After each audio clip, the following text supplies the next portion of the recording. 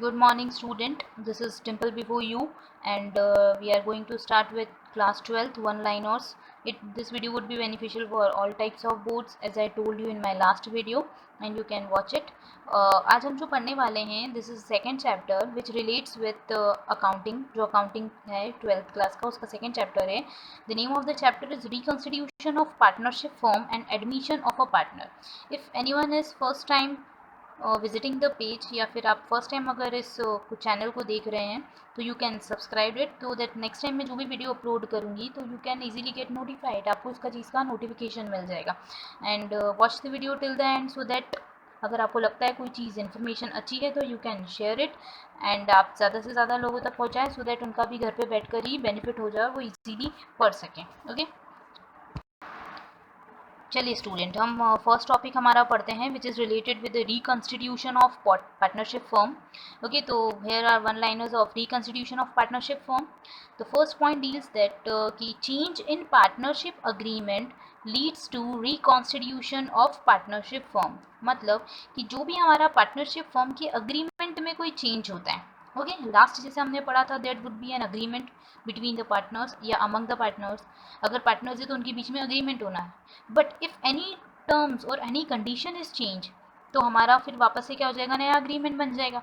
Okay, तो it would be termed as reconstitution. ठीक है, तो उस चीज़ को हम क्या बोलते हैं, रिकॉन्स्टिट्यूशन. अगर कोई भी अग्रीमेंट चेंज हो रहा है तो it would be known as reconstitution.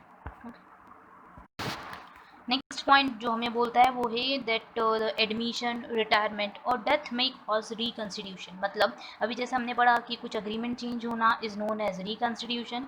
In same way we can say that admission would be the cause, या कोई पार्टनर आ गया होगा, there would be any retirement of a partner, किसी पार्टनर का रिटायरमेंट हो गया होगा, मीन्स कंडीशंस चेंज हो जाती है. Okay, these are some we can say कि एग्जाम्पल है रिकॉन्स्टिट्यूशन के.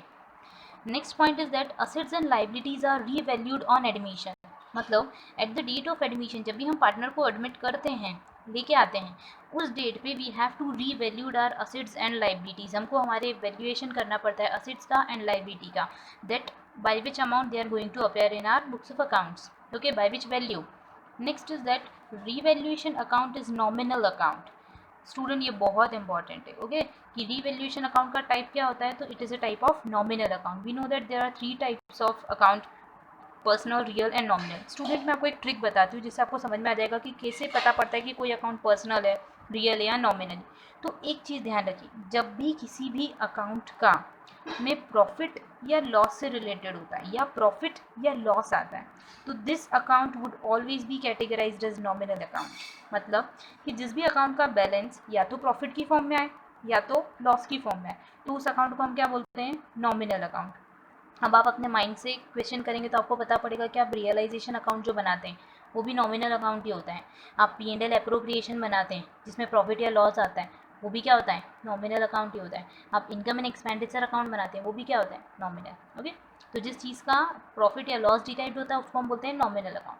बट जिस अकाउंट का आप बैलेंस निकालते हैं उसको हम क्या बोलते हैं, पर्सनल और रियल की कैटेगरी में डालते हैं. ओके, अभी के लिए इतना ही ध्यान रखिए, फिर उससे रिलेटेड आपको इन्फॉर्मेशन नेक्स्ट वीडियो में मिल जाएगी, पर्सनल अकाउंट और नॉमिनल रियल से related. Okay, next point is that कि decrease in liability is profit for the firm. Student इस पॉइंट को रटने से बेटर है आप अपने अकॉर्डिंग समझिए. अगर आपकी कोई लाइबिलिटी है, आपका अगर कोई लोन है वो ख़त्म हो रहा है, तो आपके लिए अच्छा है या बुरा है, सीधी सी बात है, अच्छा है. तो सेम वे में फर्म के लिए भी अगर कोई लाइबिलिटी डिक्रीज होती है तो क्या होता है, प्रॉफिट होता है. अब इसका जस्ट आगे पढ़ते हैं. तो नेक्स्ट पॉइंट बोलता है increase in assets is profit for the firm. आप ही सोचिए, आपके घर के आगे 2 बाइक खड़ी हुई हैं, ठीक है, अब आपके पापा तीसरी भी लेके आ रहे हैं, तो आपके लिए अच्छी बात है या बुरी बात है, अच्छी बात है ना. तो सेम वे में increase in assets would leads to profit for the firm. जैसे हमारे लिए होता है वैसे ही फर्म के लिए होता है. अब इन दोनों की रिवर्स कंडीशन भी होती है. लाइबिलिटी इंक्रीज हो गई, हमने 5 लाख का लोन ले रखा था, फिर पैसे की कमी आ गई, हमने 2 लाख रुपये का वापस से बैंक में जाके लोन ले लिया. जल्दी से सोचिए, आपकी लाइबिलिटी क्या हो गई, बढ़ गई, तो it would be loss for you. Next अपन बात कर सकते हैं डिक्रीज इन असेट्स. अभी हमने पढ़ा था कि हमारे घर के आगे 2 कार खड़ी थी, 2 गाड़ियाँ खड़ी थी और एक और पापा लेके आ गए. अब हमको एक बेचनी पड़ गई, पैसे ही नहीं थे, क्या करें, तो हमारे लिए क्या हो गया, लॉस. सेम वे में decrease in assets would leads to loss for the firm. Okay, next अब अपन ध्यान रखने वाली चीज़ बात करते हैं. तो next point is that balance of revaluation account is transfer to old partners capital account in old ratio. ये थोड़ा सा आपको डिफिकल्ट लगेगा, पर आप ध्यान रखिए, हमेशा एक चीज़ ध्यान रखना, जो पार्टनर होता है ना उसको उसी रेशियो में अमाउंट डिस्ट्रीब्यूट करते हैं। मतलब ओल्ड पार्टनर है तो आपको कौन से रेशियो में डिस्ट्रीब्यूट करना है, ओल्ड रेशियो में। We know that there are 4 types of ratio. Old ratio होता है, न्यू रेशियो होता है, गेनिंग रेशियो होता है, सेक्रीफाइसिंग रेशियो होता है। ओके तो आपको जो चीज़ ध्यान रखनी है वो ये है कि कौन सा पार्टनर है। If partner is old then ratio would always be old. If partner is new ratio would be new. If partner is sacrificing ratio would be sacrificing. और गेनिंग का तो आप सोच ही सकते हो, if partner is gaining then ratio would be gaining. तो one thing which you have to keep in your mind is the partner belongs to its ratio.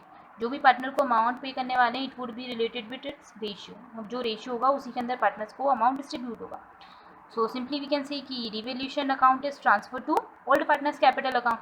तो आपको समझ जाना चाहिए ओल्ड पार्टनर को जा रहा है, it means ratio would be old. Next आपको ध्यान रखना है that loss on revaluation is return on debit side of partners capital account. एक बहुत सिंपल सी चीज़ बताती हूँ मैं। जब भी जिस भी चीज़ से ना हमारा कैपिटल डिक्रीज होता है, क्या होता है, कैपिटल डिक्रीज होता है, तो वो उस चीज़ को अपन कहाँ पे लिखने वाले होते हैं, डेबिट साइड पे। और जिन ट्रांजेक्शन से हमारा कैपिटल जो है वो इंक्रीज होता है तो उस चीज़ को अपन कहाँ पे लिखने वाले होते हैं, क्रेडिट साइड। ओके तो ये चीज़ ध्यान रखना है। तो सेम वे में अगर रिवैल्यूएशन का लॉस है तो हमारी कैपिटल डिक्रीज हो गई तो we are going to write it on debit side. इसका just opposite, if there is profit in revaluation then it would be recorded on credit side of partners capital account. Okay आगे अपन पढ़ते हैं that accumulated profit and reserves are transfer to old partners capital account. अब आगे की बात आप बताएंगे स्टूडेंट की ओल्ड पार्टनर है मतलब रेशियो कौन सा होगा, ओल्ड होगा। Very good. ओके तो एक्यूमुलेटेड प्रॉफिट और रिजर्व्स को हम काय में ट्रांसफर करते हैं, ओल्ड पार्टनर्स को, क्योंकि उनके ऊपर राइट भी किसका होता है, ओल्ड पार्टनर्स का ही राइट होता है। ओके स्टूडेंट अब अपन पढ़ते हैं आगे के वन लाइनर्स। तो first deal with gaining ratio is that ratio in which profit is increase. Okay तो गेनिंग रेशियो क्या होता है, gaining ratio would definitely result to increase in your profit. इससे आपका प्रॉफिट क्या हो जाएगा, इंक्रीज हो जाएगा। अगर कोई पार्टनर गेन कर रहा है मतलब फ्यूचर में उसका प्रॉफिट क्या हो जाएगा, इंक्रीज। सेम वे में सेक्रीफाइसिंग रेशियो में भी ये होगा that sacrificing ratio leads to decrease in profit. As I had mention here that sacrificing ratio is that ratio in which profit and share decreases. Okay अब जो time आया है वो फॉर्मूले से रिलेटेड है, वो हम फॉर्मूला पढ़ते हैं। तो formula for calculation of sacrificing ratio is equal to old ratio minus new ratio. Student मैंने बहुत बार सुना है, बहुत सारे स्टूडेंट बोलते हैं कि मैम फॉर्मूला लर्न नहीं होता है, कैसे लर्न करें। तो एक सिंपल सा शॉर्ट ट्रिक है, SON सन। ध्यान रखिए SON son. Okay S is equal to O minus N. Okay, simple सा। S here denotes sacrificing, O means old and N means new. Okay, तो sacrificing ratio is equal to old ratio minus new ratio. The next formula is related with gaining ratio. तो gaining ratio is equals to new ratio minus old ratio.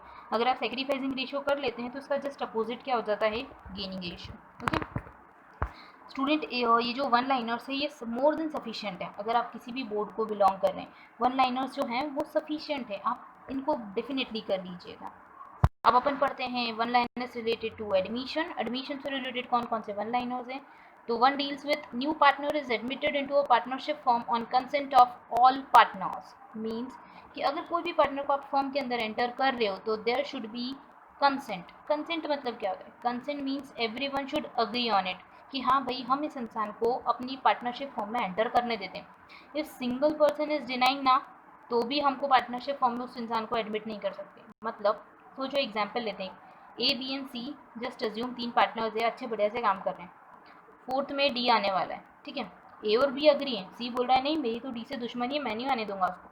तो अब ऐसा नहीं हो सकता है कि A और B अग्री हैं तो अपन रख लेंगे, नहीं।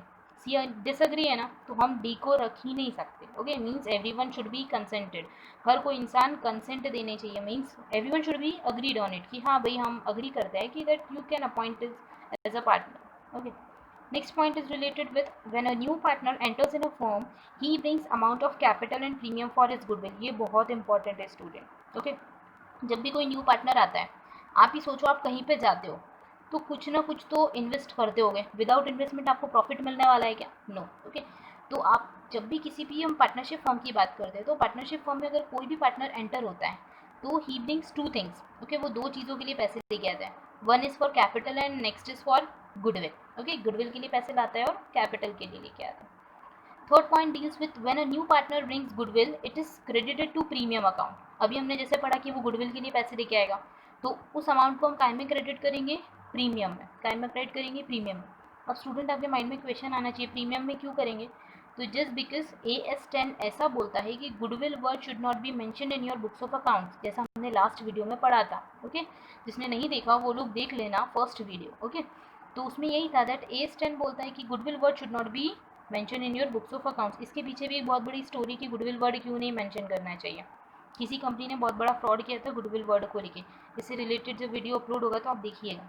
ओके, तो गुडविल वर्ड को मेंशन नहीं करना, क्योंकि सीधी सी बात है, मैं आपको बता ही देती हूँ अभी कि गुडविल जो होता है वो इंटेंजिबल होता है, दिखाई तो देती नहीं। अगर बिल्डिंग दिख रही है तो हम उसकी वैल्यू एस्टिमेट करेंगे, अच्छा 5 लाख की है, 6 लाख की है, बट हम गुडविल को एस्टिमेट नहीं कर सकते। सिर्फ हम उसका एस्टिमेशन कैसे कर सकते हैं, सेल से या प्रॉफिट से।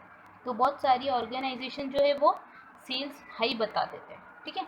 तो इसलिए हम बात कर सकते हैं कि गुडविल वर्ड को बुक्स ऑफ अकाउंट्स में नहीं लिखना चाहिए। तो हम कौन सा वर्ड लिखने वाले हैं, प्रीमियम वर्ड लिखने वाले हैं। ओके, इतना डिटेल में नहीं आएगा एग्जाम में, एग्जाम में जो आएगा वो आपको सिंपल सा वन लाइनर होगा और आपको लिखना है। ओके, नेक्स्ट बोलता है the amount of premium bring by new partner is to be distributed among sacrificing partner and sacrificing ratio. Okay, हमको जो अमाउंट है प्रीमियम का वो किसको डिस्ट्रीब्यूट करना पड़ता है, सैक्रिफाइसिंग पार्टनर को, क्योंकि उन्होंने अपना प्रॉफिट जो है वो क्या करा है, सेक्रीफाइस करा ना। फोर्थ पर्सन आ गया तो अब उनको कम प्रॉफिट मिलने वाला है, फ्यूचर में कम मिलेगा तो फ्यूचर में सेक्रीफाइस करेंगे, तो हम किसको देंगे, सेक्रीफाइसिंग पार्टनर को। तो आपके माइंड में आ जाना चाहिए पार्टनर सेक्रीफाइसिंग है तो रेशियो भी कौन सा हो जाएगा, sacrificing. Very good.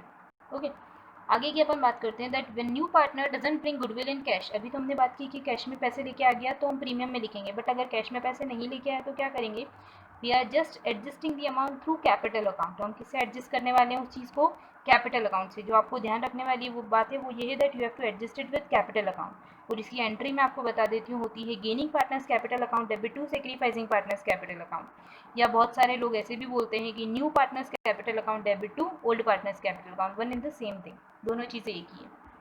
Okay, next is that new partner bring goodwill to acquire his share of assets in a firm. मतलब कि जो नया पार्टनर है वो गुडविल क्यों लेके आ रहे हैं, हम क्यों ले रहे हैं उससे गुडविल, तो इसलिए ले रहे हैं just because he is just going to share assets of the firm. वो फर्म की क्या लेने वाला है, असेट्स लेने वाला है, इसलिए हम उसको गुडविल दे रहे हैं। ओके, और आगे का पॉइंट पढ़ते हैं that new partner bring capital to acquire his share of firms profit. मतलब सामने वाला इंसान दो चीज़ लेके आया, ध्यान रखिएगा, गुडविल और कैपिटल।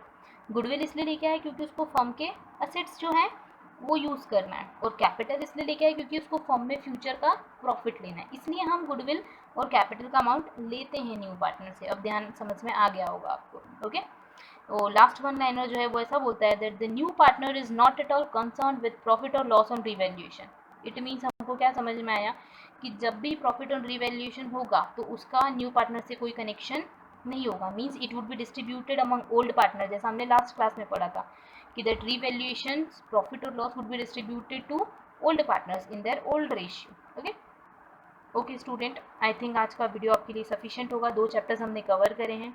अगर आपको कोई भी डाउट होता है इस वीडियो से रिलेटेड या फिर इसके अलावा किसी और टॉपिक में, अकाउंट्स या इकोनॉमिक्स के अंदर, तो आप कमेंट बॉक्स में मेंशन कर सकते हैं, सो दैट मैं उससे रिलेटेड जो भी आपका वीडियो होगा वो बना के उसे अपलोड कर दूँ। Okay, thanks for watching this video. And अगर आपको लगता है कि आपको कुछ समझ में आया है तो आप वो आपके फ्रेंड्स को भी शेयर करने का बोल सकते हैं और उन्हें भी शेयर कर सकते हैं, so that they can get valuable education by sitting at home only. अभी जैसा टाइम चल रहा है उसके अकॉर्डिंग वो घर पे बैठकर ही काफ़ी चीज़ों का नॉलेज ले सकते हैं। Okay, thanks once again.